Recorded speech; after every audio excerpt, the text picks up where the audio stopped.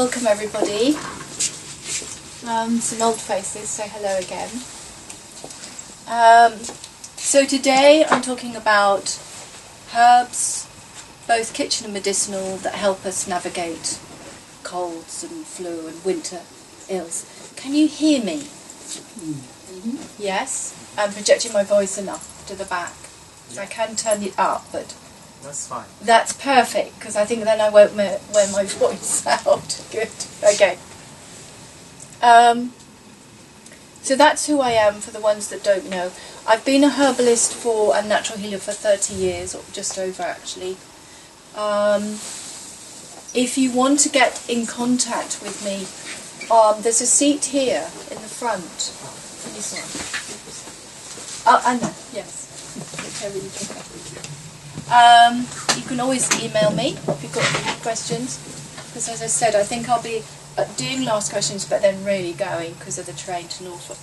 You can always email me. That's our website.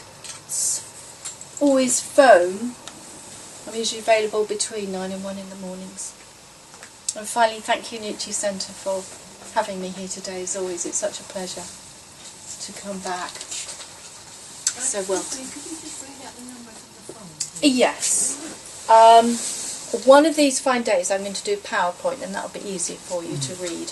So it's 01379 608 201. Did you want? 201. Landline. Is that all right? If not, email. Okay, it's okay. Do you have an address? Yes. Herbs, Hands, Healing. 3 Herbs, Hands, Healing. Station Warehouse. Station Road. Pulham Market. Pulham Market. Pulham. P-U-L-H-A-M. The Old English, lots of pools in the hamlet. Pulham Market. Market. Yes. Market. It's a medieval market, one of those old villages where it's still kind of very quiet. Coming to London is very exciting for me. Is that Norfolk? Yes. It's in Norfolk. Yes, it's in Norfolk. So that's Pulham Market. Near Dis, D-I-S-S. Sorry? Near Dis, D-I-S-S. Oh, near this. Norfolk.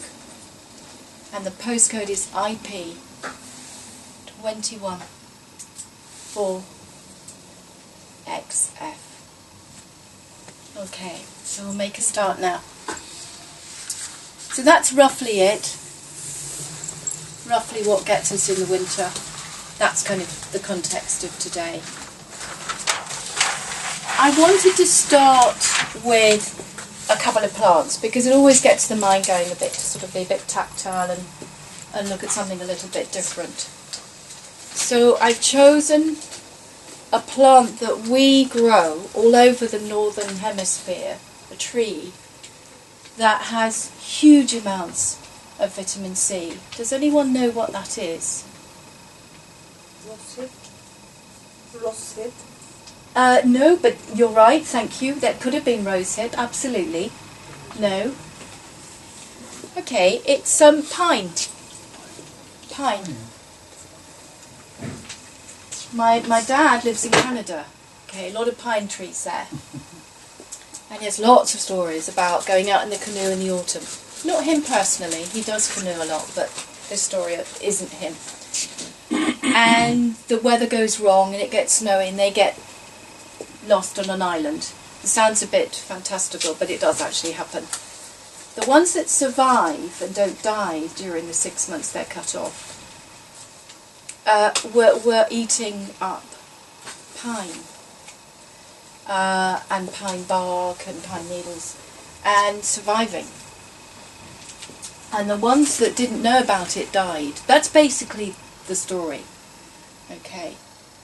Other stories are, it's a famous one in 1593, a Canadian exploration in Canada, and 25 died of scurvy and other complications. and there were a few left, but they were very sick, mostly suffering from scurvy, but obviously they were very ill. So they went to the local natives and said, what should we do? And he picked down a pine. And there is something like 90 to 300 species of pine. It's a very big family, Pinaceae.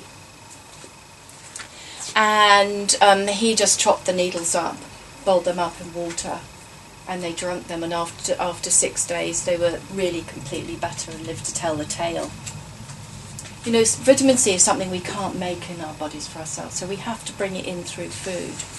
And we often think of rose hips and lemons, but pine is great. The only thing I can't think is why it's not more popular is that there are two dangers to it. So I'm really going to be very clear tonight that you don't do the wrong thing. This is you, and it's really toxic. Don't they look similar? Okay. If you eat that, the alkaloids in it will kill you. If horses get out of fields, a couple of horses near me got out, ate some yew and died. It's very toxic.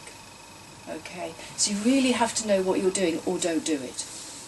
The other thing you can do is you can always post me specimens of things, and I will tell you what it is and whether it's safe. But most of them are safe, so that isn't, that's you. S-U-Y. Y-E-W. The Latin is Taxus baccata, and it has a red berry, red berries. And the birds eat them, but they know how to take on the bits that are not poisonous and leave out the bit stuff.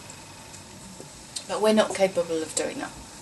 But most pines are fine. The only other one is something called Pinus ponderosa, which is sometimes called yellow pine, but it has a 7-inch pine needle. So you really notice, not to go, you know, you really know that one. A 7-inch pine needle is quite long. And so that's the only one. And that's something, that's an abortifacient. It will cause a fetus to abort. But that is the only two. So obviously be careful, but that goes with picking anything. Anyway, you have to be careful. You must know what you're doing and be sure you know what you're doing. And I've had students in class thinking they know what they're doing and then doing it wrong and catching them out, you know, and it can be, you know, very easy to think you know what you're doing, but you don't. So I would just say that. Be very careful. But most of our Christmas tree, regular Christmas tree pines are fine. And literally, if you were to take, say, that much and chop up the twiggy bit and the needles with a knife, and by doing that you're exposing these, you're cutting into the needles, and the needles are composed of an outer waxy substance which is loaded with essential oil. So you're exposing that and getting that to infuse into the hot water. So you get a mug, you chop up about that much, nice and small if you can, hot water, leave it for 10-15 minutes, and you've got your daily dose of vitamin C for the day. We don't need lemons. I'm going to cover lemons later, but you don't need lemons. You don't need to be in a hot climate. This is our cold climate lemon. Pretty amazing. I always think that's so amazing.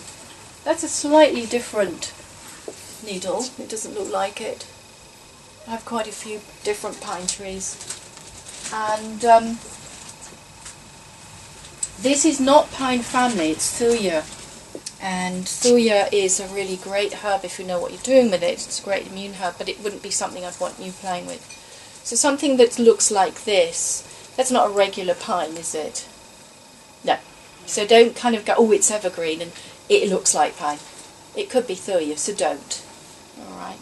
So really need to know. Scots pine, do you know Scots pine? The regular one on the heaths with birch. If you go out into the countryside or up to Scotland or anywhere like that, the regular one is Scots pine, and that's fine. So that's my, what else is it good for? Okay, scurvy, I've said, colds, fluids, very bronchial because it contains limonene and camphorine, the essential oils that really help the lungs. So it's good for lungs, coughs, bronchitis. Actually, it also has antibacterial qualities, so it's also good for kidney infections. It's an antioxidant. It contains vitamin A that's fat soluble. Showstopper. So, and if you put it inside of vinegar, it reduces triglycerides. There's lots of uses. This isn't just vitamin C. There's how to make it, and then there's that. Just triglycerides. It's the not HDL. You want to get rid of it in cholesterol terms. Yes. It's fats. Fats that, thank you, that you don't want. Okay. This is an NB. I'm going to divert for a minute and then come back again. But because it's pine, I'm going to just mention it. So we use the bark, the resin, the needles, and the lignin is in the trunk of the tree. And the lignin is used to make something called MSM, methyl sulfonyl methane. Do you all know that? Yeah, it's anti-inflammatory, sort of the cure-all and all that. Just wanted to mention that because most of it is made from a synthetic source, which is a fossil fuel. So if you RNA and DNA it, it looks like pine lignin. You all right? Oh my God. You okay? Yeah. I am okay. I'm the chair is not okay. Quite a shock for you. I'm so sorry. Steve, do you have another chair?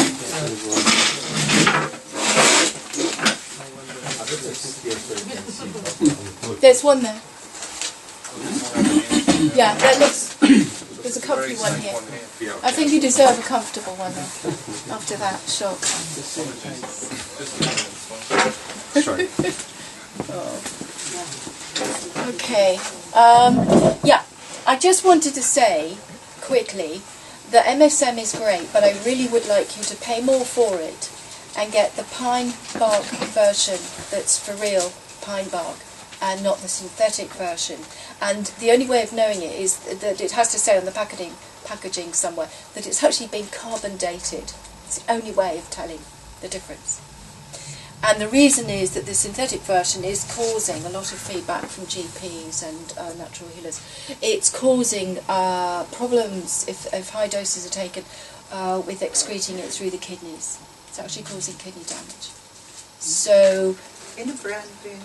I don't actually. The nutritionist here would know. But I think it says on the packaging carbon dated, made from carbon dated. What does it mean? Carbon dated. Carbon dating is how you actually discover scientifically what something is and how old it is. Oh yeah. Okay, and you can tell the difference between pine lignin and a fossil fuel. All right. So there are makes that are, and I think they're called MSM crystals, but you can Google it and you can look in the shop and you can and ask. I just mentioned it because it's pine again. It's pine tree. It's a use of pine tree. Okay. So my next one is sphagnum moss, and then I'll get on to the sort of the meat of what we're doing tonight, which is note paper. Sphagnum moss. Does anyone know this? Yes. Why do you know it? I remember taking a cutting from a Swiss cheese plant many years ago, and so at the root football I wrapped sphagnum moss, which I bought from the florist, Great. rather like a wound. Yes. It's very cosy stuff, isn't it? It's what forms the peat bogs. Okay. And it grows. It's very opportunistic. It always grows where the grass won't grow, and it's a bit acidic, and nothing else really wants to grow. It's a moss. It likes shade. The history of this is huge. This was the bandage during wars up until really when we invented bandages. Cotton, when cotton fills up with blood or fluid of some sort, it becomes saturated, and then you've got a wet bandage and that's not very nice. And actually, you know, it can cause putrefaction if you have a wet bandage. So modern bandages are often all about absorbing, aren't they? Keeping the wound dry. So sphagnum moss, that's what it was able to do. It can hold 20 times its own weight, and it has its own antiseptic built in, and just enough astringency. Astringency in plants, if you think of oak is very astringent. So if you actually overuse it, you over-tighten the tissue. And then if you over-tighten the tissue, it can't exude, and you need a wound to exude a little to get the toxins and the rubbish out. So just having enough is clever in a plant. And sphagnum moss is one of these. It's got just enough astringency to tighten up the tissue in the wound hole or whatever it is, and to pucker it a bit, and to dry out and squeeze out the pus or whatever's happening. Then it has its own antibiotics built in. It's antiviral, antifungal, and antibacterial. It holds its own weight 20 times. It's got a very open cellular structure, and so it can suck things up. And in the First World War, this was collected quite often by children and women by the bagful. And these were then sorted through, and I dug underneath the snow yesterday to get this. It's got a bit of earth on the bottom and bits of twigs and things, so it would have to be sorted through once someone had collected that. But you can collect it all year round. And in the summer it'll be very dry, and in the winter it'll be very heavy. Is it roots? I'll hand it to you in a minute. It looks muddy. I can send it round. Yeah, it's a bit of mud at the bottom. So they collected this by the bagful and put it on the drains, and this went to a central depot, and then more people, went through it, and then they actually compressed it into little round shapes. I think these were old shell cartridge hydraulic pressurizers, something like that I don't really understand, by the way, but something that pressured it into a perfect little flat cake and dry. And then these were piled up and sent to the hospitals either the front or this country. Before they were put on a wound, if they had them, they were put in a muslin bag, because actually putting that straight on a wound is a bit itchy and scratchy. So a nice bit of muslin. And then they did a garlic and water wash, quite a weak one. So if you put too much garlic, it can really hurt a wound. It's too strong. And that's what they used, and that saved thousands and thousands of lives, and it made this nice dry wound, and changeable and easy. So that's our history. And if you want to know more about those sort of quirky stories, you can read Mrs. Grieve. She was a herbalist during World War I and II. But that would have been, what they would have used on the battlefields with Henry VIII or Richard II or anybody else at battle. That's what they were using. So those are my two party pieces, basically. Oh, and actually sphagnum moss is very good for all skin problems, which is quite interesting. So eczema, psoriasis, acne, scabies. You can even make your own tea or decoction out of sphagnum moss. And it comes out this peaty brownie. It reminds you, if you've ever seen peat, this sort of brownie, brackish looking thing. And you can just wash over the skin with that, and you can drink it. Two things that kind of predominate our landscape, actually. If you think about Wales and Scotland, particularly Norfolk a bit, we've got Thetford Forest. Ever so easy, ever so there. Can't think of anything more common than pine trees and sphagnum moss.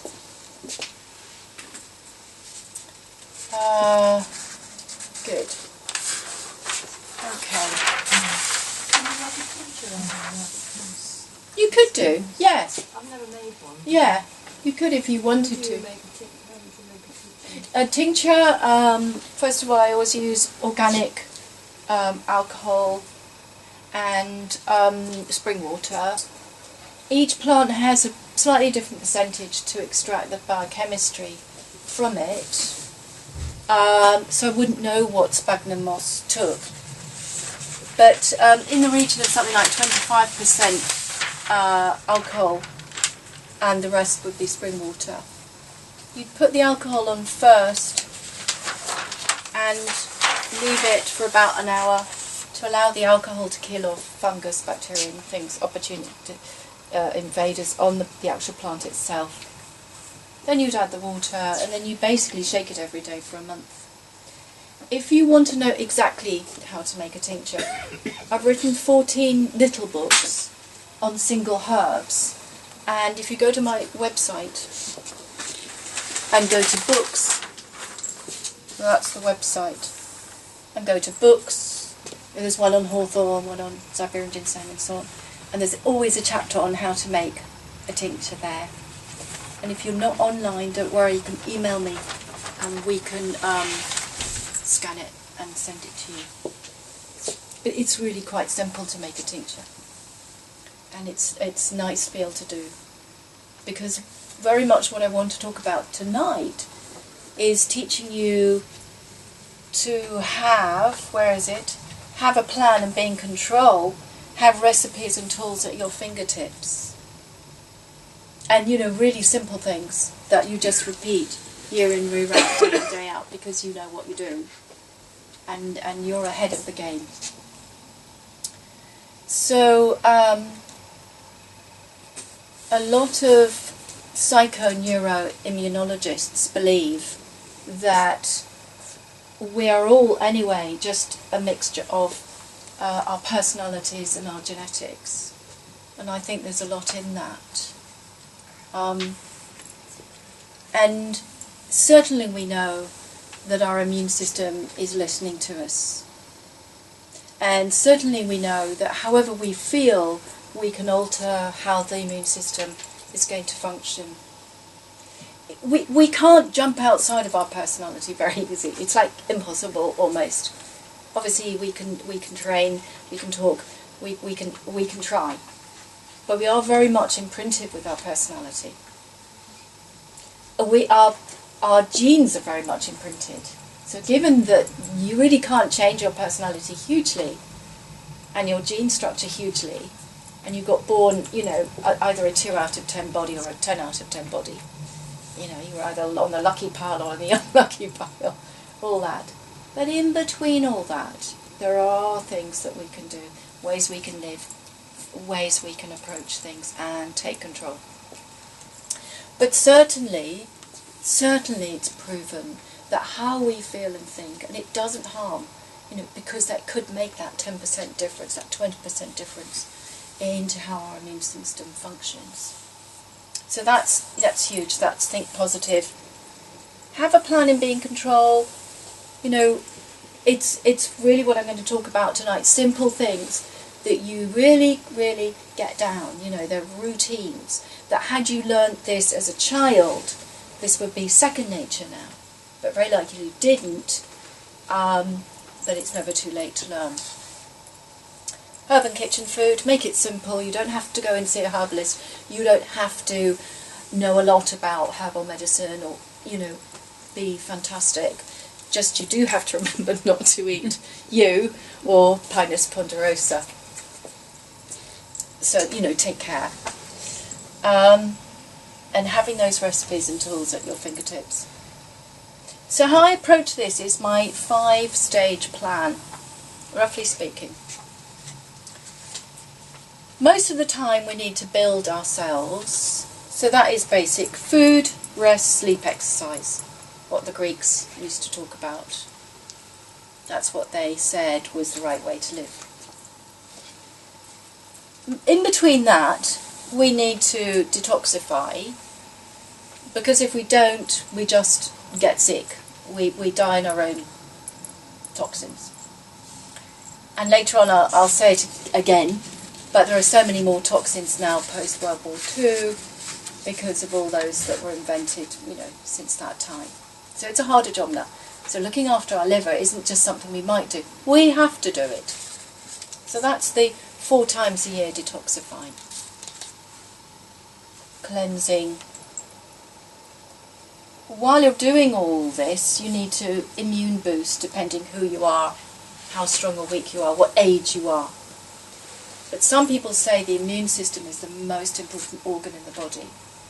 And I think with the modern day challenges of environmental toxins, you know, on our livers being weaker because of all the extra work they have to do, that makes sense for me that it's becoming one of the most important organs. I can't read the last one. Yes, it's very small. It says, and back to build. We're back again. Oh, it's in back. It's this 5 cycle. Some people forget that you have to build and just keep on detoxifying. That doesn't work. You just get exhausted, get tired. It doesn't work. And I think historically we've got that slightly behind us. You know, all those scary stories of people over-detoxing and collapsing and things like that. I think we're sort of now definitely in 2013 with that.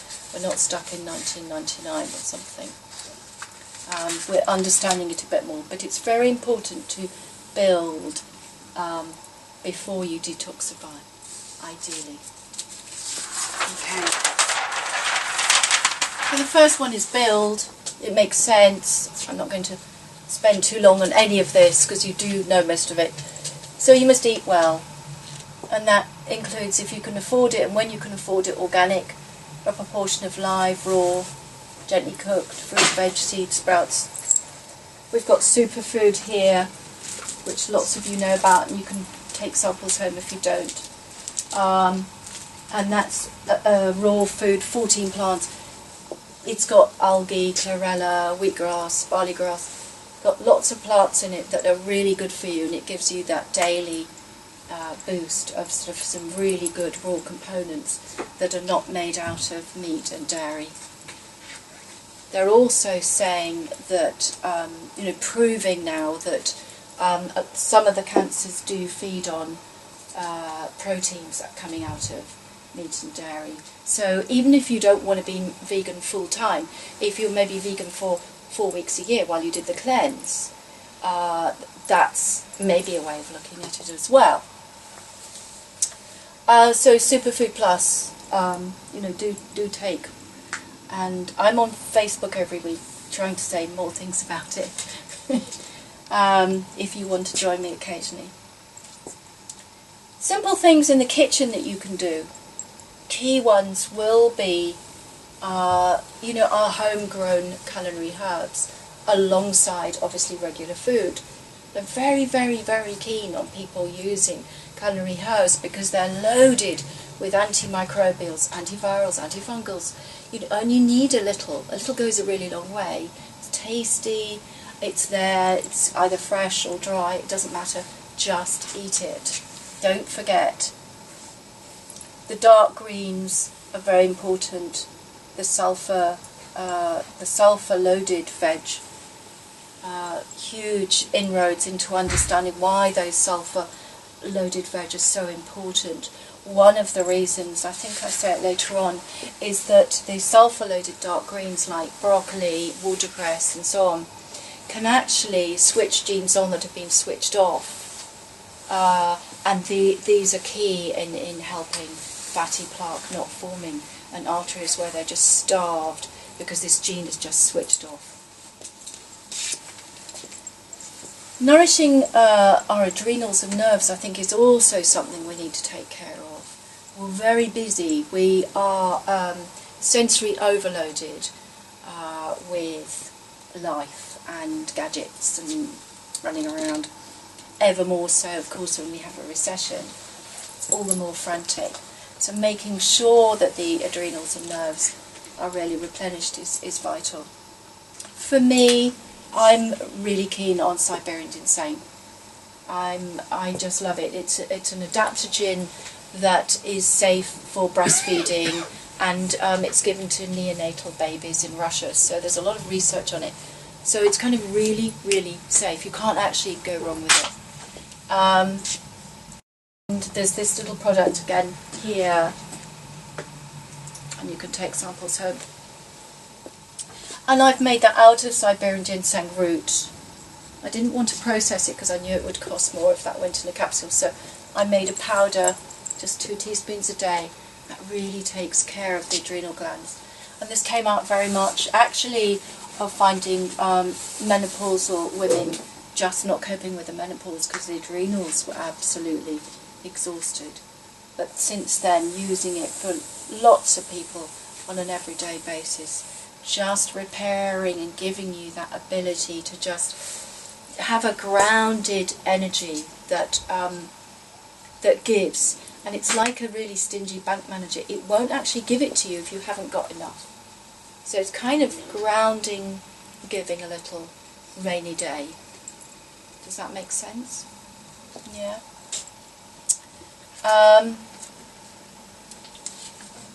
And then with all that, you must keep your fluids up, and I think we're very bad at doing that. Because when we're on the go, it's very difficult to quantify how much we've drunk.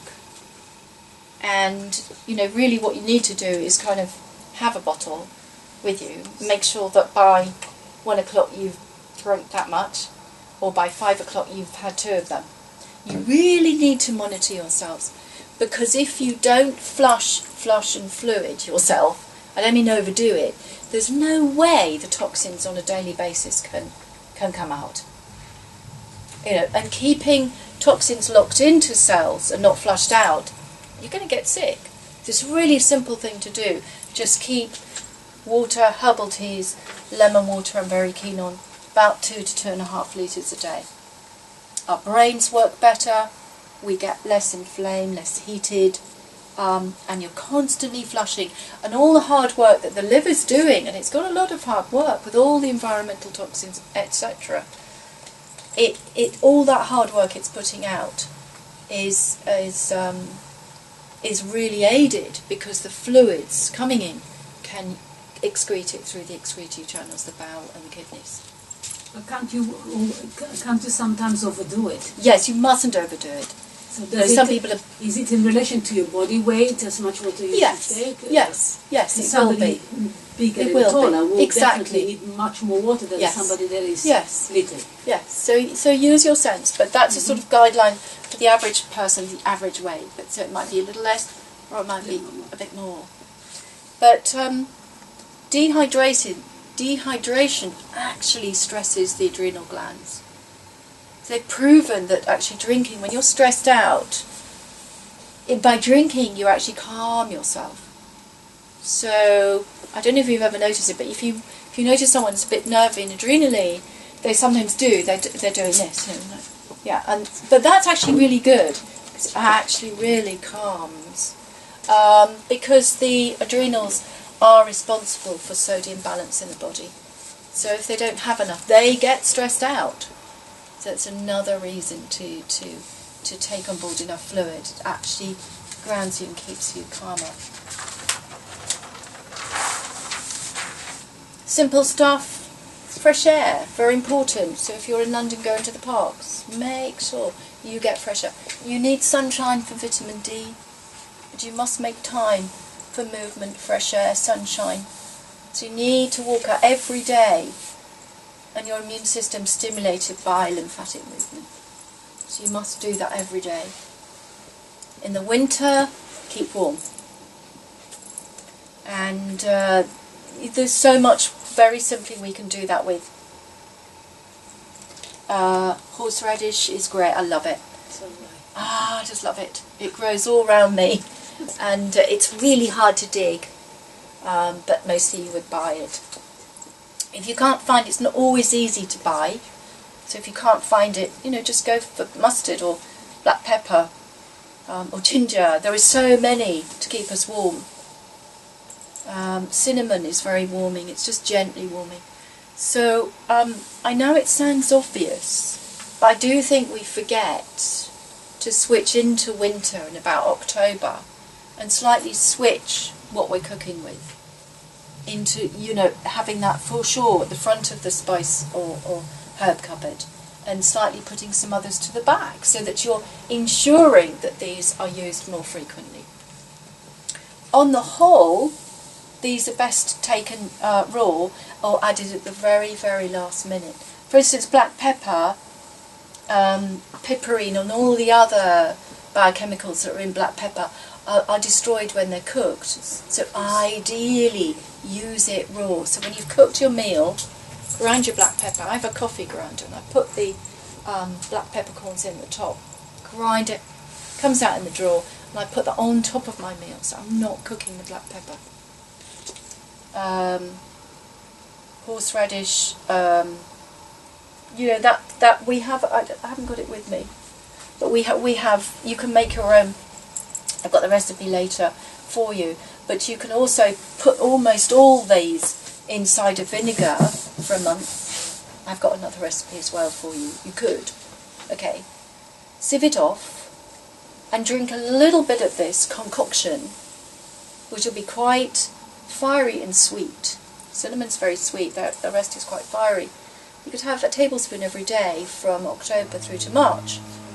And that would just keep you warm every day, and then you wouldn't have to remember to cook with it. I mean, everyone has a different lifestyle, but that's just a thought. What to do is try, when I love vinegar anyway. Do you put it in any vinegar? Organic cider vinegar. If you buy a fresh bottle like today, you can get all that, like seeds. Can you put seeds in? You could do it, yeah, anything. Just open the bottle and just put it in. But Yeah, I mean, I've got a recipe later on, so when we come to that, I'll take you through it in detail.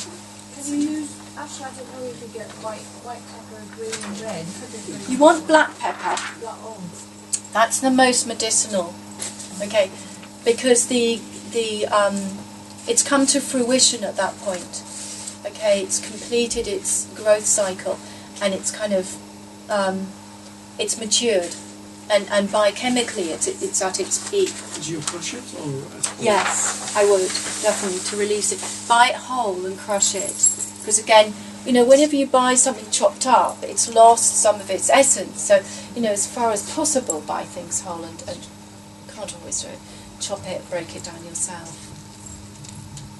Here it is. Here we go. So this is what you can make. And remember, you know, this is what we do, and we actually sell this. We sell a lot of it. People don't tend to make it. But you could also make that one. Okay? Very easy. Okay, so what we do is equal parts onion, horseradish root, chilies and ginger. You can always add in, or if you can't find the horseradish, you could do mustard and black pepper. It's roughly equal parts. If you like one thing more than another, do more. Chop it small or liquidize it, or put it in the food processor, break it down. Put it in the organic cider vinegar. I mean, roughly that much, it's sort of half and half, so that much kind of herbs chopped down and that much covering it with apple cider vinegar. And then leave that for a month, shake it every day, sieve it off, and then you have this really rockin' fluid. No, I don't have any with me. And, you know, a teaspoon to a tablespoon every day from September, October through to March. We've had people who've regularly had bronchitis every winter, ending up with pneumonia in January, and then probably 6 loads of antibiotics. That's been the norm for 10 years. They've got onto this, and that pattern's changed utterly and completely. Because what it does is warm and dry out the lungs to the point where they're never fragile. Really, really simple. You can also put lemon in with that if you want, by the way. So it's a third of the plants to 2/3 of the... Yes, roughly, or half and half. Half and half is better. Obviously, the more herbs you put in, it's going to be stronger. You put the peppers in whole or crush it? No, everything must be crushed. All seeds? Everything. Because you need to release the biochemistry. Otherwise it stays locked in. Seeds, on the whole, if you think about it like this, seeds on the whole are a closed, you know, entity. Because they're meant to travel in an animal and be deposited, and then the weather breaks them down, and then the plants move. That's how it's done. So, or the gut, the acid and gut acid breaks it down. So you always have to break things open to get out the biochemical constituents. But if they come powdered, so I wouldn't ideally suggest that you buy ground black pepper. And I think it's that important. These sort of details are actually important to how well you'll do. Because if you're going to do something and make it your life, you might as well, if you've got the time, do the very best. Okay, so organic whole black pepper, grind it yourself. Don't cook it. Yeah. Very obvious, but keeping your hands clean is important during the winter, because that's how we pass on. So you can make your own with essential oils, or you can buy them. These are very simple to make. It's roughly about 7 ml of essential oil to 250 ml water. And you can put a little bit of castor oil, like a tablespoon with that, to mix the essential oil and the water. This is one we've made, and it's basically lemon and lavender. And this one you can actually spray in the eyes as well, which is quite nice.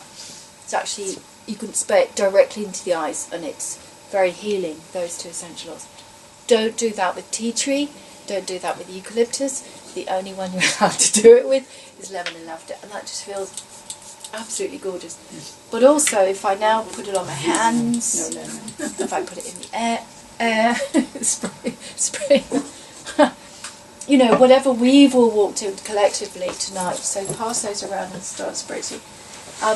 We're not going to walk out with each other's germs, and that's how it goes. So when you're with people, you can have a handbag size spritzer, and just regularly, coming off, don't get neurotic, but coming off the tube, coming out of a meeting, teaching, being a student in a room full of, just doing that is nice. Is that in water? Yes, that's what it is. Not in alcohol, no. No, that's water. It's just spring water. The Victorians used to put eucalyptus, a few drops in a bowl, and put it on somewhere warm, and then it would go into the air, and it contains ozone and stop infection passing. Excuse me. Regarding that 1 tablespoon every day, is it before food, after food, or? Doesn't matter. Actually, doesn't matter. And of course, thank you for coming back to that. Actually, because of course, apple cider vinegar in itself is healing. So it's making sure that cider vinegar is going into you, which is a medicine on its own, in its own right. You're just pumping it up a bit more.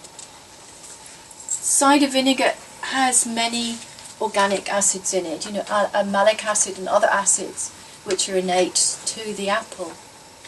But when these acids go into the body, they alkalise, and they alkalise the body, and that's why cider vinegar is such an ancient treatment.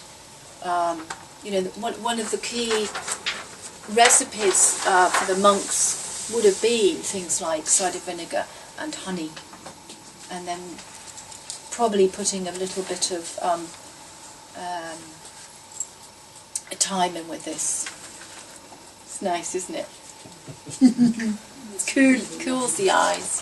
So make your own spritzers for home and carrying around, and there are, said again, the lemon and lavender are innately antiviral, antibacterial.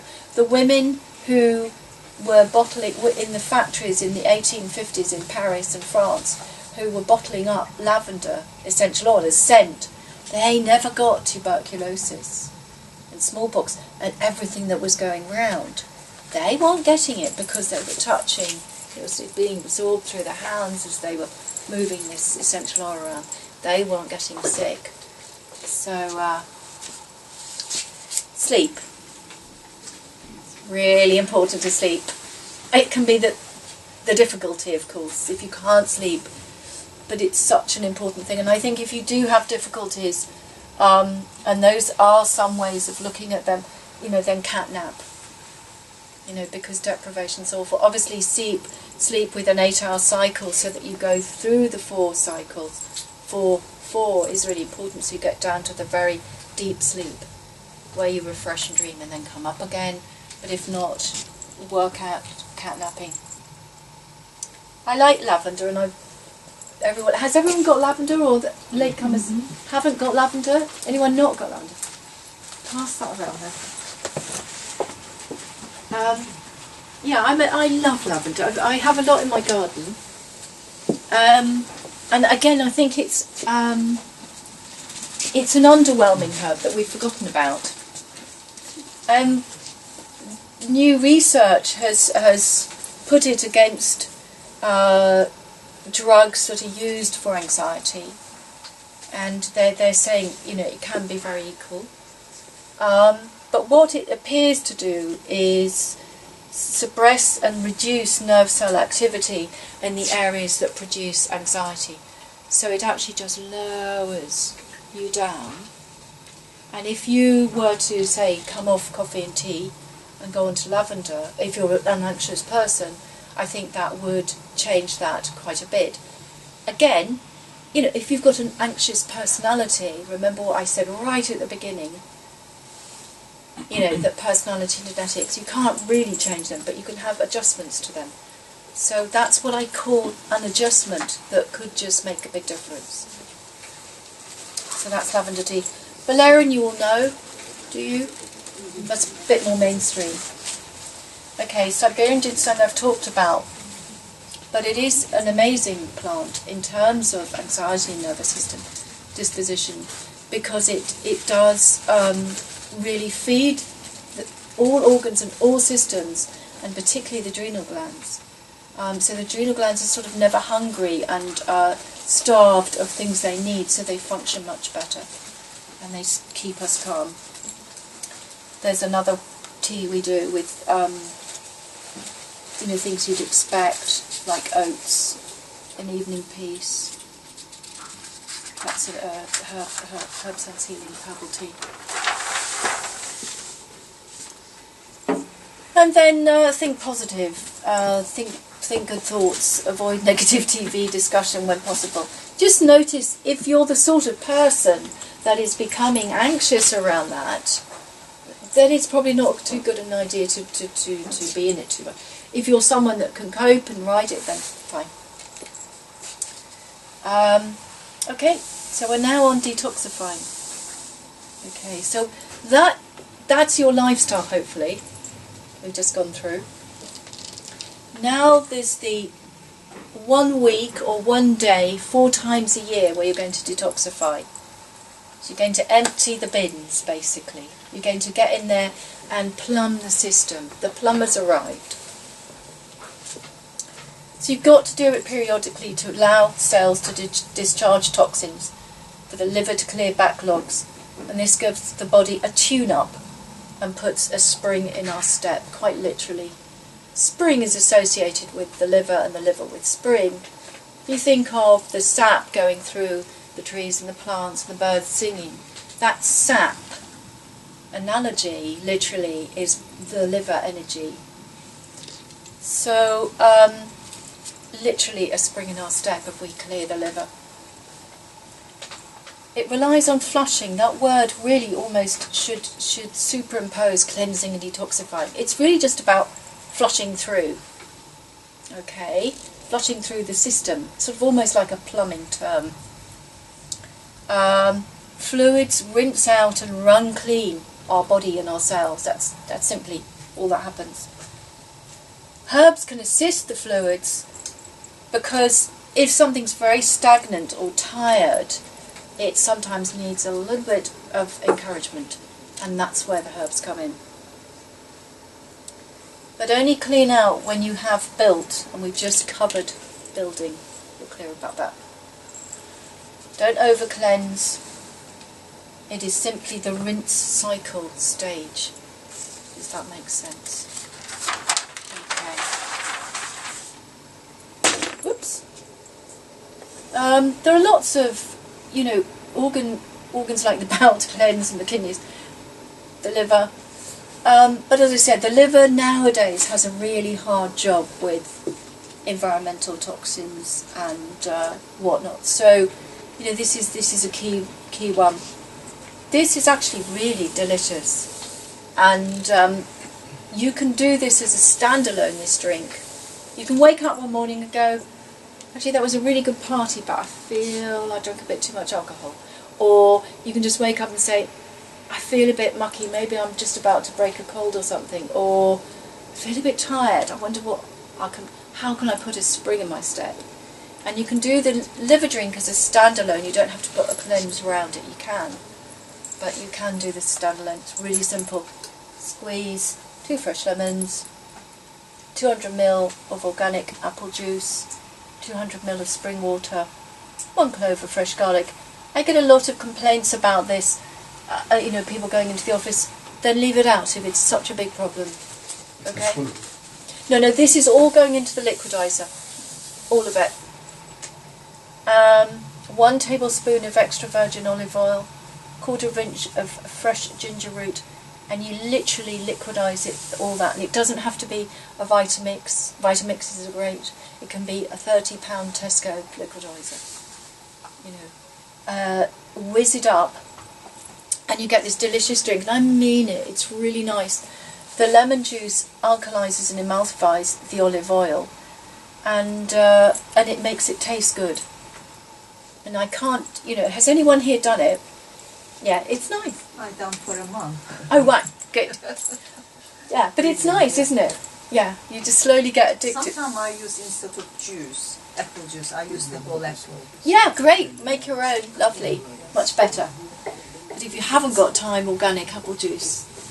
But this is really nice, and you can sip it over an hour, and you can wake up and just do this before you go to work. But it's best done in the morning.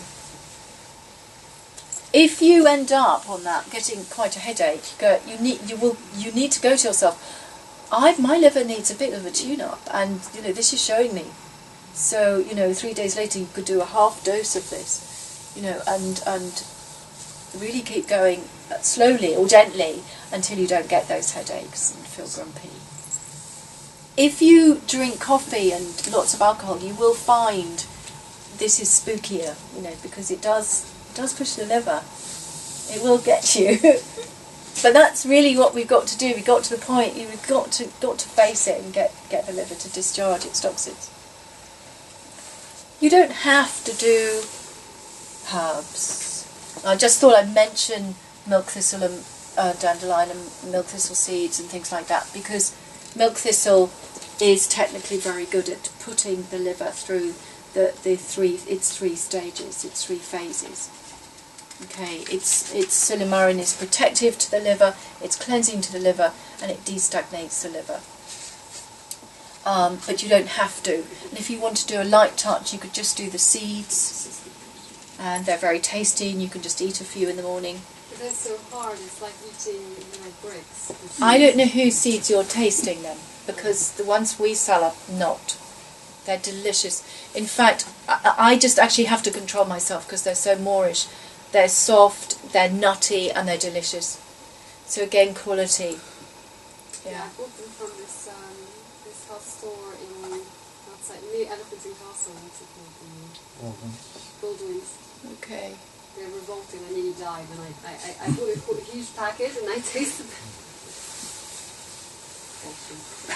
Do you have to put them Well, I would say just try ours, because they're really lovely, and it just makes me sad to hear that, because I like it because it gives you the wrong perception. If they are nice, exactly. I'm revolted by them. I know, you know, and they should be innately quite oily. Okay,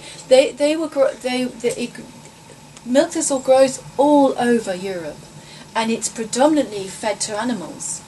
Okay, it's this slightly oily, nutty seed.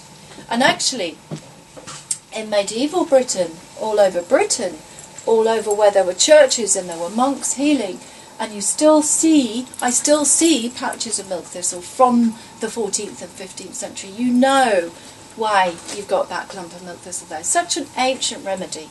And really the sign that they're fresh is they're slightly oily. They're quite soft. They've got a coat, okay, but it's not hard like you're describing. And they're softer than a sunflower seed. and You know, much less the hard. ones I had, then they sold them must have been super dried or. Perhaps they were old, you know, and they haven't taken their eye, their eye off the. Well, it's good that I hear that. Good. I'll get Yeah. some from you. If you call us, we'll send you some for free. Oh, thank you. Because I just hate hearing that story. Okay. Okay. What does it look like? Oh, gee, I wish I'd bought some. Oh, the plant. It can get to 6 foot. It's a thistle, so it has thistle-shaped leaves, and they're white. They're white, and the leaves are huge. This is life size, by the way. So, and some are much bigger than that, and they join this stem, and they're alternate.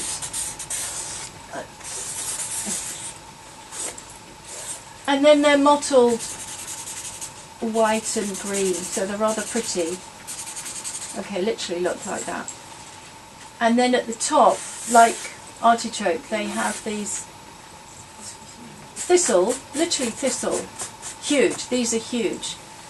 And then, of course, when they're a bit like the sunflower, when they're dried down, they're little parachutes, and then at the bottom of the parachute is the seed, and they disperse by floating off.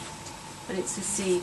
But this is a very easy way. Eating the seeds is a very easy way because you can put it in salads or dishes and really be a part of your life, like you would be cooking with it instead of making it a medicinal herb. We do have a formula with milk thistle in it, and we put it with dandelion, and I put it with things because it increases the flushing out of the process, because I'm a flusher. Another thing to help flushing is smoothies. Okay, and again you just need a liquidizer. You can make a base with the Superfood Plus if you want, or you can just simply put in things like lemon juice and watercress and kale and cabbage, all these sulphur-rich ones in particular. The sulphur-farnine, that's right. This is the one that stops the arteries inflaming and flaring up and reduces fatty deposits and switches on protective safety genes. So cardiologists are finding in surgery that these genes are being switched off. So in the most furred up and in the areas where, and the particular areas where the gene's switched on and off. So they'll get to a furred up bit, they go, oh, this gene must have switched off. So they're actually saying, these ones, the cabbage, kales, broccolis, watercress, are really going to do that. It's the brassica family. The brassica family, cruciferous family, yes. They are a bit challenging the thyroid. It's a little bit of, Yes, so you have to balance that. Yes, yeah. Exactly, totally. Yes. The other thing about that family too, for instance, watercress is anti-estrogenic, so that's good for men and women for cancer. Okay. So, make your own smoothies, apple juice, water, dark green veg. You could even put milk thistle and seeds in that. You can just play. Now, if you can afford it, a Vitamix is great for that because it really pummels it very, very, very fine. But they are about £400. It was super food. I got it for my pregnant daughter. She's nearly 8 months. How she should start taking it? Like 1 teaspoon. Yes, build up slowly. Is it safe? That's it. Yeah. Yeah. Till Start. she gives the birth. And Yes. then she can move to 1 tablespoon. Yes, very good for breastfeeding. Yeah. Fermented foods. Again, most of Europe wouldn't have coped without fermented foods. This was the antibiotic of the day very often. And very often if you didn't eat the sauerkraut, you drank the juice. And especially if you were very ill in bed, the thought of chomping through cabbage, which is what sauerkraut's made from, white cabbage and cider vinegar fermented, they would have just squeezed off the juice and that would have been fed to you. So fermented foods, and there are lots of them, that's our subject on its own. reincorporate that, because you don't have to go and buy probiotics. Probiotics are brilliant, they have their place. If you're ill, please go and buy them.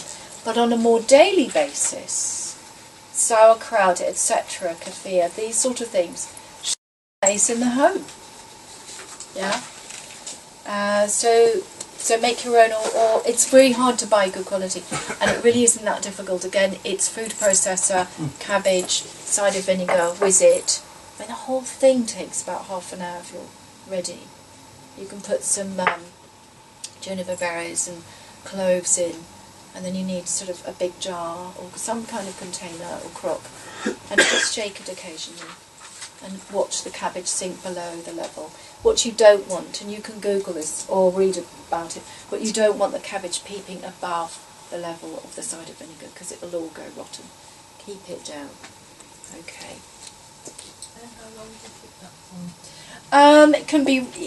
It can be ready to use if you need to get to use it, you know, within 3-4 days. Ideally, it's probably best left 2 to 3 weeks. But if needs must, you can start dipping into it quite quickly. You either drink the juice if you're not well and you don't want to chomp through the cabbage. Sauerkraut, you normally eat the whole thing. It's served traditionally Belgium, Northern France, Germany, Scandinavia, Sweden, Denmark. They're very keen on sauerkraut, and you know it's put next to like a veg, like you know you're one of 5 a day. That would be normal. Part of life. It's just purely the vegetable and Just cabbage chopped up roughly. You keep it in the fridge? Or outside? Yeah, you don't have to keep it in the fridge at all. No. Lemon water is another favourite of mine. It becomes alkaline when it's in the body, and it's very high in vitamin C. And I cover a bit more of that later, so I'm going to come back to that. And then just reminding you that if you don't do the onion and horseradish, doing a little bit of cider vinegar and apple juice every day is a good idea too. Alkalises the body. How much vinegar? About a tablespoon with half a cup of apple juice. You know, apple cider vinegar on its own, I can't do it. It would be pretty tough to do that. So I mix it with apple juice, and then I don't need to sweeten it. But it's nice to sweeten it, say, with good quality Manuka honey. Certainly for children, if they're sick. What about cider vinegar with water? Having it every morning? Yes, you can do that too, absolutely. Isn't it very acidic? It becomes alkaline. It's so acidic that once it hits the gut alkalizes it, and that's where it's healing for us. That's why it's so healing for us. So 1 tablespoon should be enough? Yeah, plenty. Yeah, you can do more. But you must brush your teeth. That goes with lemon and cider vinegar. Because they're acidic at this stage, a little is good. In fact, those acids are very good for gum disease, abscesses, issues with gums and teeth, and gum and dental health. That acid's actually really good, but then you don't want to leave it coating the teeth, because that can wear away enamel. So then you brush your teeth. Not quite the same, because pineapple contains bromelain, but pineapple is acidic, and then it contains bromelain. That's really bad on the teeth. I had a patient, a little girl, and she had almost no enamel left, and I dug down with the dad, and we discovered she was, well, he must have known, but you don't put 2 together. She was having pineapple juice every morning, and then not cleaning her teeth, so to worn away. It also has bromelain in it, which can eat into protein. So what you're saying? But yeah, brush the teeth afterwards. That's all. Pineapple juice is not really. It's good for you, but you must brush your teeth afterwards. You're going to drink a lot of it. You can just rinse your mouth, surely, with water. Yes, you just need to get Or you it off Brush the your teeth. If say beforehand, you don't keep brushing it too. You wouldn't. There would be no point in brushing beforehand if you want to get. It's just if you're going to make a big practice out of drinking a lot of lemon juice, like I do. I drink a lot of lemon. Or drink through a straw. So just make sure you don't leave it on the teeth. Okay. Because if you're grown up, you only have one lot of enamel. This child grew new teeth, so that wasn't a problem. Well, we talked about cleansing, and this, I wanted to show you just a really basic cleanse. If you want details of detailed cleansing, then email me and we'll send you a bowel cleanse or a liver cleanse or a kidney cleanse, and you've got the recipes. But basically, a cleanse can be done roughly 4 times a year. The liver is normally spring and autumn. Okay. Bowel is usually winter and summer. The kidneys, because they get cold and shrink, you need to do it in the warmer weather, so that's warm spring and summer. So that's done once for a day or a week, 4 times a year. Roughly speaking, it's lemon water to begin with, some kind of smoothie with superfood, herbal teas, herbal tinctures, raw food at lunch, veg juices, water, herbal tea, herbs, supper, more fruits and things like that, and potassium broth and so on and so on. Flushing. And eating appropriately for your body weight, who you are, work, whether you've got low blood sugar, diabetes, all that of course must be taken into account. But it's the idea is lots of fluid. Okay. The Centre for Disease Control and Prevention in the USA said we're exposed to 200 radioactive toxins and 60,000 chemical toxins each year, and this stresses the immunity and decreases our antibodies. So if we can go into our cells and clear this out 4 times a year, this is what we're talking about. You must move your bowels. There's no point in flushing and then getting here and everything's stuck. Okay, so easy ones are things like psyllium, aloe juice, Pucker does a lovely one, lemon water, and you can even put cayenne tincture into that. Massage and yoga. And then we've got the stronger ones, and they're more medicinal herbs, and they're here. You can take some of them at the end. Barberry capsules and chamomile and cascara capsules. Those are herbs, they're proper formulas to get the bowel moving. So if you're actually constipated, you're on that level. But, on a cleanse, you can stay on that level generally. Because when you don't have a lot of food and fibre coming in. So what's the next one? Chamomile and Cascara capsules, and they're here. You can take those.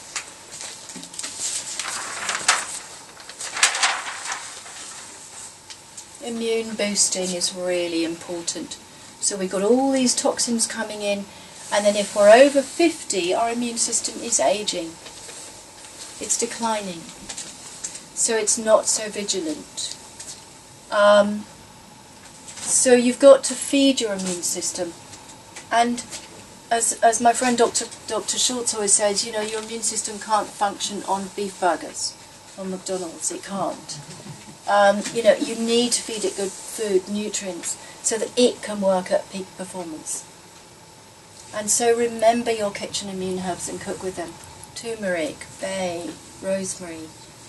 Just use them. I call it plate diversity, okay? And it diversifies your food, and if you have maybe 5 species on your plate, or 4 species, carrot, potato, broccoli, peas, whatever, the diversification of species on your plate, can be tenfold if you start cooking with turmeric and thyme and adding it all in. And that's what the immune system flourishes on. When do you put the turmeric? I put it towards the end. Is it at the end? Anytime, Yeah. beginning or end. Yeah.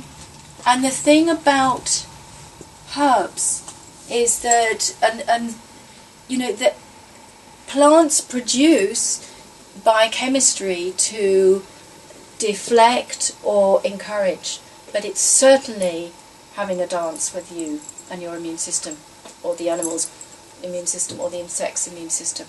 That's the point. So that's what we want, because it will perk and peak our immune system.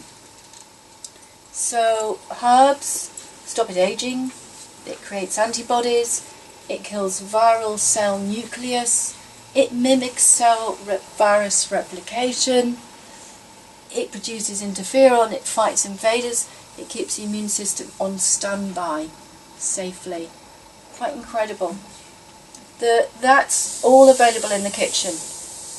If you want to go a step further, then you can. And you know famous ones like echinacea. Does everyone know echinacea? Yes. The reason echinacea is so special is that it modulates the immune system.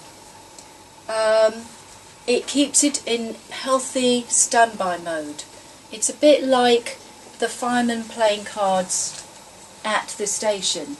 They're ready for the fire within seconds. And they're not at home eating a meal with their wife or in bed. They're at the station. And if your immune system's at home with a wife eating a meal, how long is it going to take to get to the fire? And that's the analogy with echinacea. What it does is it keeps the immune system on standby. Now you might think that's an exhausting process, but it's not. Okay? And it's a good thing to happen, especially as we age or if we have a weak immune system. With autoimmune conditions, echinacea is also very, very good because it starts training the immune system not to go into overdrive. It kind of it's sort of a chat with it. It says, stop being so neurotic. It's okay. We've got it. We've got it in hand. We know what we're doing. We're on your side. Can you now back down a little?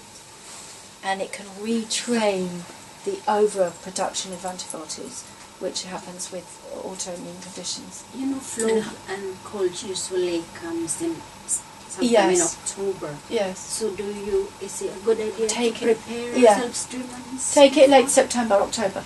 And especially if you're over 50 or you have a compromised immune system or grew up on antibiotics or whatever the story is, then yes, take a little, like 1 ml of a 1-to-1 tincture or capsule, it doesn't matter, but organic, strong, potent, not weak, you know, good stuff, 1-to-1. 1 ml would be plenty. If it's not so strong, then you're going to need more. Again, I've written a book on echinacea, and these are free downloads. You can view them free, so you can read about the strengths and stuff. But basically, it's the acrylamides. That's the main thing in echinacea, and the acrylamide content is tingly on the tongue. It's like eating chocolate when you're a kid. I don't know if you still do this, but I had penny bars of chocolate when I was a child, and you've got the paper in your teeth. I don't think you do it now. Anyway, that metallic taste on your tongue, it's not very nice. But that's acrylamide content. That's when you know you've got a good echinacea. That tingling, that metallic feeling, and a lot of saliva, almost to the point where there's so much of it you don't know what to do with your mouth any longer. That's a good echinacea. It means it's waking the whole of the immune system up. Is it helpful to take the echinacea once you have started the infection, or it takes a long time to boost your immunity? No, it goes very, very quickly. So yes, you can take it preventatively from October through to March, but also if you're feeling glandy or strange and you're going to bed, take some. Very often you'll wake up and it's gone. If you wake up and it hasn't gone because it's a very strong virus, then it will halve it. So anyway, which it's good. The main guy that's written most about it, that's to be venerated and listened to, is Kerry Bone. And he was the one that really said it's the acrylamides, because before that, but they were saying it was the polysaccharides. This is the 1980s and 90s. They were also saying only take it for 10 days. They're also saying it's not to be used with autoimmune diseases. We didn't believe all that as herbalists. We sort of, this is rubbish, we know different. But then he proved it, which was great. So he's our hero. But brilliant stuff, echinacea, if you need it. I often put it with thyme because that's so good for the throat, and it grows in England, and I kind of like that. Oregano, as you know, is handy. Elderberries, these are things that again grow in this country. Antivirals.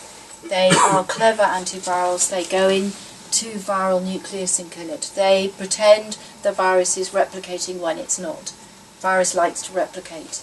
So you fool it into thinking it's replicating when it's not. So the virus dies and you're feeling better. Those all do that. Coughs. Coughs. I thought we'd fill this in together. So what would you do for a cough? If you had a cough, what do you do? Onion? Onion. I love that. Love that. Not oil actually. Garlic and Anyway, which? Yeah. It doesn't matter what you do exactly. I'll slice it and put in a jar of honey and then turn it Oh, I over. like that. And then the water comes up, so I just stick the teaspoon.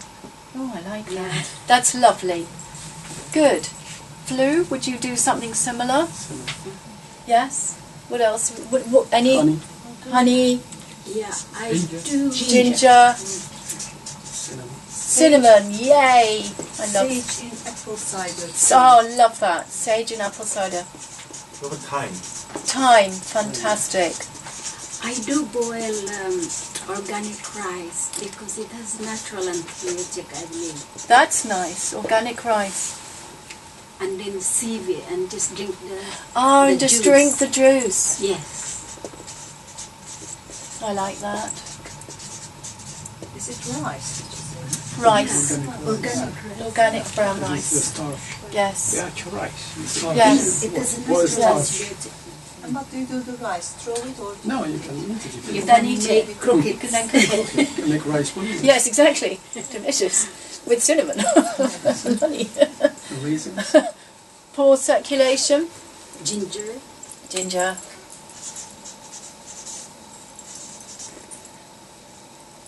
Cinnamon. Cinnamon, horseradish, mustard. You know, all the ones I've mentioned. Cayenne pepper. Cayenne pepper. Cold hands and feet, the same. Winter lungs. Oregano. Oregano, yeah. There's a lot. And actually you could do it with one. You could just have onions. You know. Could you use If you eucalyptus talk for about the lungs? a 15th century peasant in Britain, what do they do? Well, if they had land, they would probably grow onions. They would collect wild oregano and wild thyme. They wouldn't have probably got ginger, very likely not honey or cinnamon. They would have got cider vinegar. So, these very simple things. It doesn't have to be fancy. It can be very simple. You just keep doing it and keep doing it, and that's the whole point. How do you take the onions? By boiling them? Any raw, Raw. this is nice. Spring onions. Yes, You slice them raw I like very it. thinly, and then you Can you have hear? half a jar of honey. You fill it up, and then you turn it over. Then the water and the water It's of delicious. this thing comes so up. delicious. You actually want it even when you're not sick. Yeah, lovely. Yes, you had a question. Similar question, but for Yeah. garlic. I'll take garlic. Yes, similar. I mean, it's just probably not as fun. But yeah, you can make it very similarly to this if you want honey with it. Apple as well, I find it very good. Yeah, Grated apple, I do in the morning, grate an apple. that's nice. And then crush a garlic in it, mix it. Sometimes I put some cinnamon powder as well. Great. I have Like a that. recipe for garlic. Good, If you I like crush that. it finely and mix it with your own homemade mayonnaise and put it as a sandwich spread. Yeah, I like that. Yeah. Yeah, liquidize a load with olive oil, put a bit of cayenne in it, and then you can put that on rye bread and anyway, it's mostly dealing with other people that don't like it. So any recipe for socializing after all of this? Say that again. What's that? Everybody disappears. Is there any recipe for socializing after all of this? Yes, have a garlic club. Excuse me, I didn't get it for cold hands and feet. Oh, yes, no, I didn't put it in, but it would be very similar to poor circulation. Oh, I see, right. Hawthorn is actually very good for extremities, and I will go there because it's around me anyway. It's the most predominant tree, and you can use the leaves, the berries, and the blossom. And it's an amazing plant, hawthorn. Again, I've written a little book on it, so you can read up on it more. But it acts as a natural beta blocker, So it keeps the heartbeat, it stops arrhythmia, and it actually gifts the body extra oxygen, so that all the cells are given lots of oxygen, so that there's no sort of oxygen starvation, which is partly what causes cold. But it also actually has components in it that brings heat in as well. What about rosemary? Rosemary, thank you, and I have some. And again, really easy to grow, and that wakes the brain up and gets the circulation growing. And you can just make a herbal tea. This is looking a bit sorry for itself because it had a lot of snow on it for about a week. But still, not bad. You know, I picked that, and we've had snow and it's winter. So how easy is that? Can you smell that? I'll send it around. It is delicious. So that much in a tea would be a really strong tea. So if you chop that up small, boiling water, 10 minutes, drink it, delicious, and that's really good for your circulation.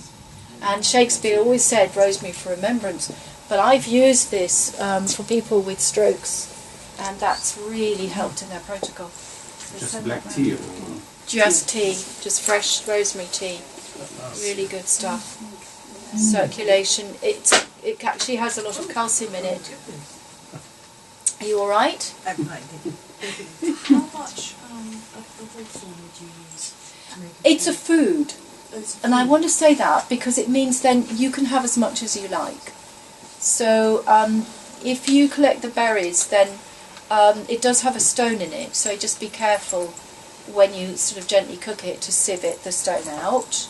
But if you collect the young leaves in spring or the blossom in May, it's called May, none of that faffing. And you can use it as it is. And you just, so if it was blossom, you'd probably want a little handful. If it was leaves, like that. And if it was berries, probably like about 30 to a cup, something like that. Can you make a tea with it? You can make a tea, or a tea would make out of the leaves and flowers. A decoction, which is more of a sort of slow simmering stroke boiling for about 20 minutes and then leave it overnight to get the most out of it. But if it's a tea, the lighter ends, like the spring leaves and blossom, then that's literally put it in the mug, boil the boiling water on, leave it for 10 minutes, it's brewed, you're ready to go, drink it. You can have that every day, and it's a food. It's a food. If you don't have access to the plant as this, now, can you just take the tincture? Absolutely, absolutely. And you know, you're in London, so that's usually probably all you've got. A burning question. Yes. I don't know if I did it right, maybe with your expertise. I had an abscess, and I know now I learned cider vinegar is good. But what I did actually last week, I took a stem from my windowsill because I have aloe vera for burning. Anytime I just take the leaf. Yeah. But I actually cut the stem and just took that soft tissue and I stuck it to my gum. Could I get poison if I'm not doing it? No, it's great.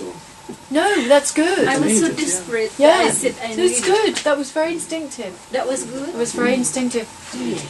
With aloe, you need to fillet it.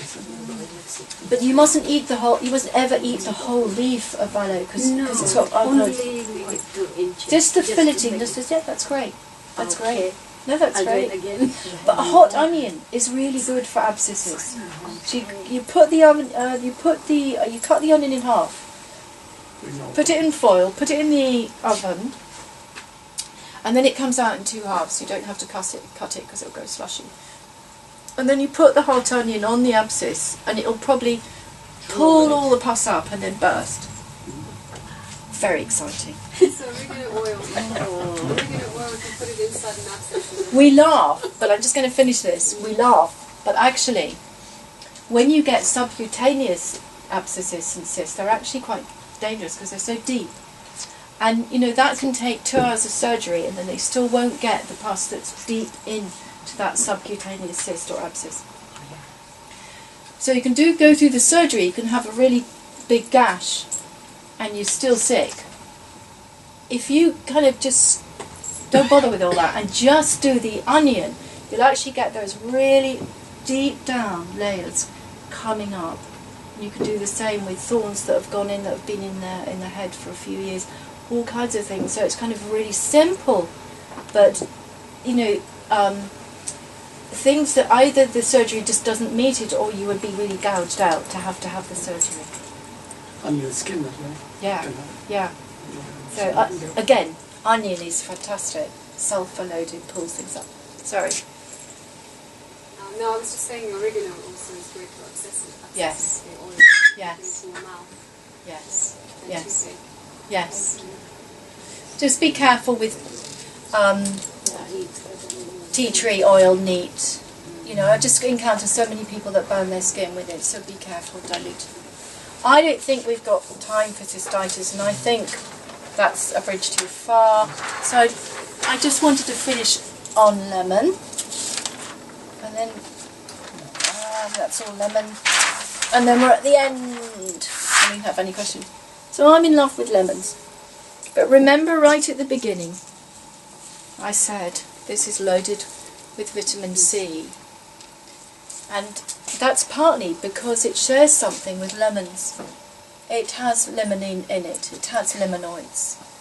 Now, lemons have lots of different limonoids. These only have one or two. It has camphor compounds and other things. But, so they share something, they don't look like they would. Biochemistry is very interesting in that way, when you find that plants share things and you go, oh, no wonder. But that's the joining between the northern hemisphere vitamin C and the southern hemisphere vitamin C, but they both have limonoids. Limonoids have disease-fighting components. They can inhibit growth of cancer cells. They can kill some cancer cells. There are lab tests, not confirmed by the way, these studies are still going on. Pharmaceutical companies are trying to create synthetic versions at the moment. Did you? Yes? You know about that? Yeah. How far have they got? I don't know in details, but I've Yeah, heard about but it. you know that doing it.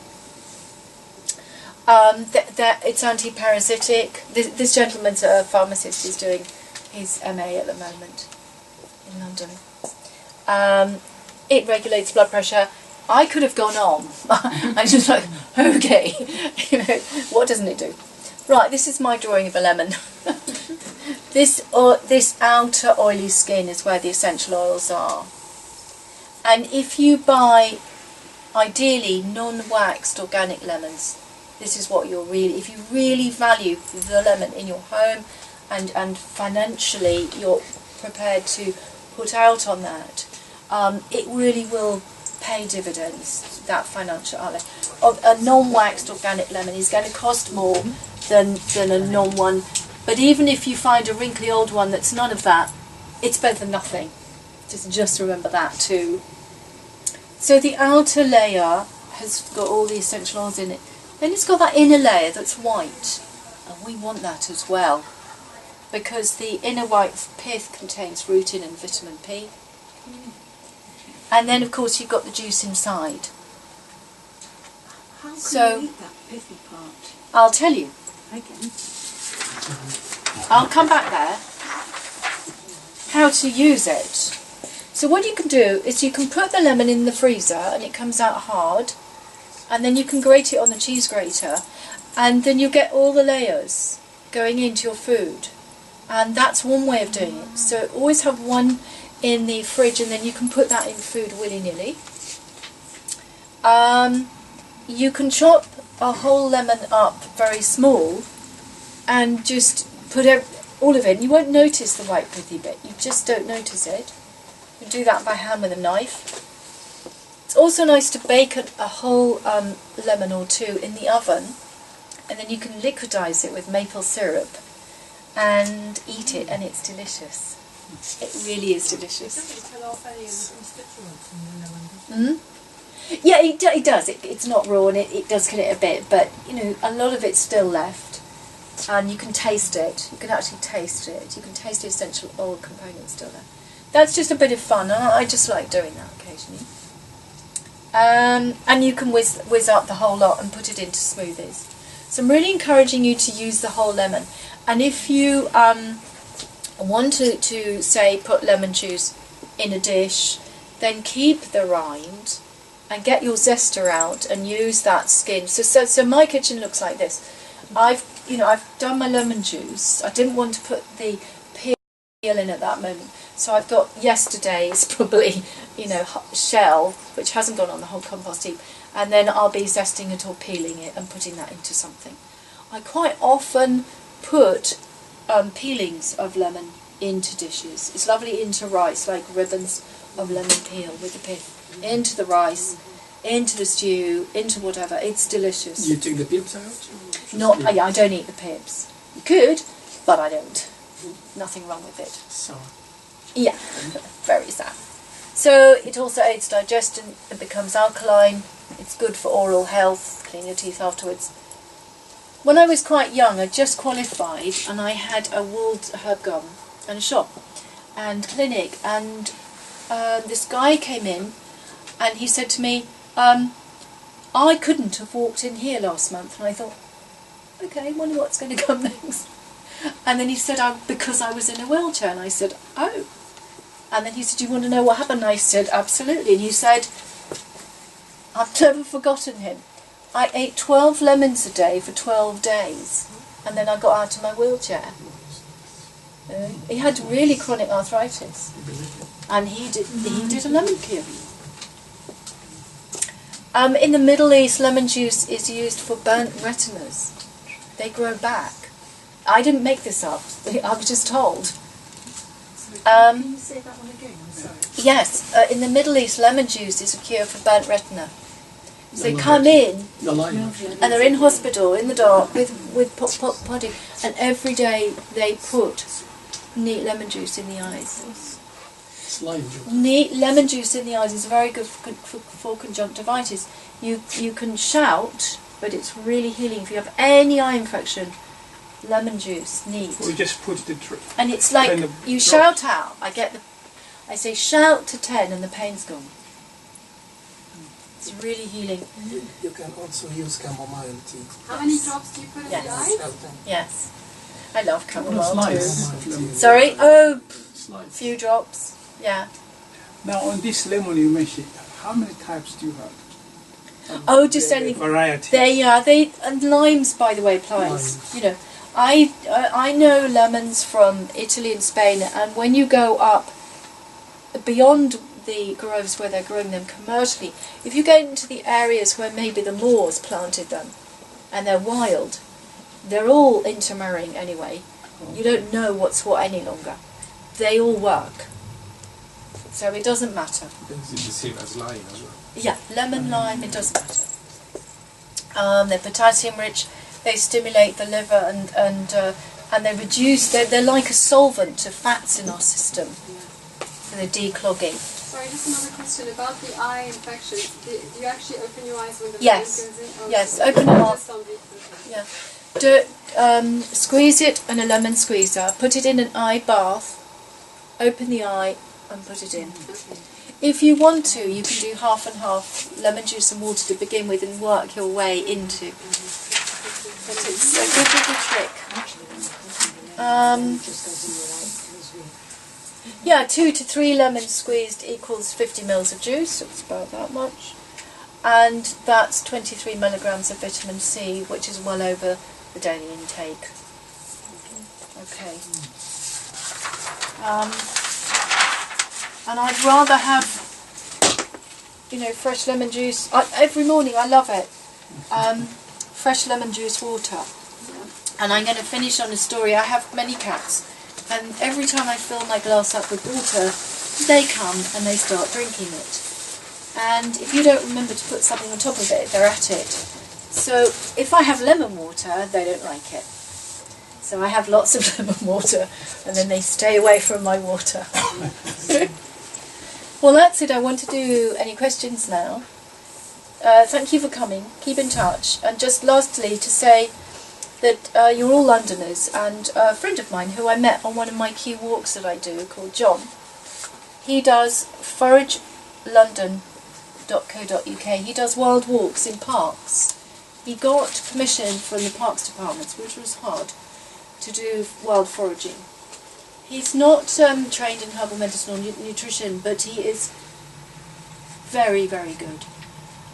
So it's probably worth, if you're interested in having a walk in the summer. His name is John, and he's at foragelondon.co.uk. Can we access this information on your web? On the website, yes. On NutriCenter web? No, that's it. I don't know. No, I don't know. Just go to the web. Just go there. Okay. Just go there. All right. And keep in touch. But do you have any questions now? Can you remind us of your name? I'm sorry. Yes, no, apologies. I don't think I said actually. My name is Jill Davies. Yeah. The Facebook Jill Davies as well? Yes. Jill Rosemary. Some of the books I think are Jill Rosemary Davies. Because there's another author called Jill Davies. So sometimes we put the Rosemary in the middle, which is my middle name, or Jill R, or Jill Davies. Yeah. Do you mind having the onion in the oven? I didn't get well. You put the whole onion? Yes, cut it in half first. Yeah. Because you don't want to cut it later because it will just squidge everywhere. Cut it in half first. But keep it as a whole. Put it back as a whole again. Yeah. Put it in foil or whatever. Put it in the oven. Wait till it's soft and cooked through. Yeah. Bring it out. Undo the halves. Yeah. Test it that you're not going to burn your area, like abscessed area. When it's doable, put it on the area you're needing to treat. Right. And you can then cling film it in place. Keep it half an hour? Or? Yeah. Or you can get into a hot bath, and this increases the circulation, and then the pus or whatever it is can come up already. Thank you. Okay. I've got my latest. They have some information. Love that's really details. So Thank you. Yes, and if you want to keep in touch, you can go on our website and join our newsletter, or the newsletter, and keep in touch. Because I do things, at Cambridge Botanic Gardens. You've written a book, haven't you? I've written, several books. They're all free downloads. Could we access them here? On my website. Oh, okay. On this website here, transhealing.plus.com. Oh, .co.uk. I've written the wrong one. That's my email address. .co.uk. Sorry about that. Okay. Thank you for coming. It's been really a good turnout. Thank you.